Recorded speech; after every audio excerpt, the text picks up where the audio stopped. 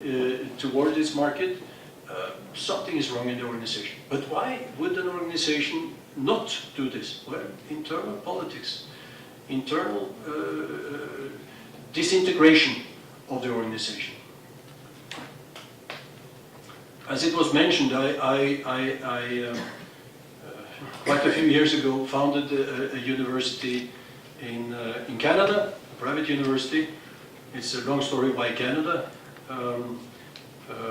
but the opportunity that we saw and that I saw is that the way we teach at universities are changing very rapidly because it's driven by technology. So this is an accredited university, but it's the only university in the world that give all the courses online. We choose to do everything online. We could do it offline, but we choose to do it online. Why? Because it's like stealing candies from kids, guys. Because we can develop courses in few weeks that established universities will use 5 or 10 years to do. Why? Because of internal politics. In an organization that is more concerned about the well-being on the inside than the opportunities in the market. Okay.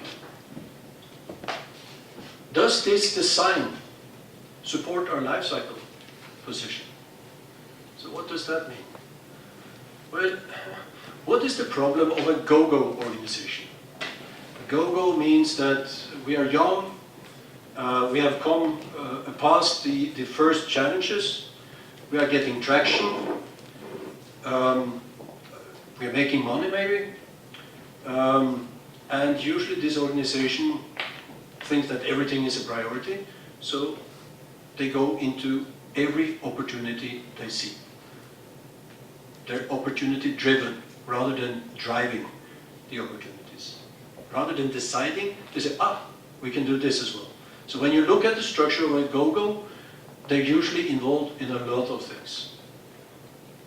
I met a company 1 or 2 weeks ago, I don't remember, last week, that when we talked with them, it was like looking at the cat giving birth. Because when you asked, so what about, yeah, there's another, and there's another, and there's another company. So in all, it was 300 companies, and they're probably still counting. Go-go. Now, what do you think is the biggest problem if you're in this stage?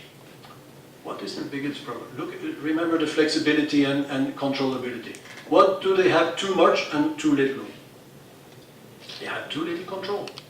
They're too flexible. So what you do with the structure? You have to make sure that they get the structure that will give them control.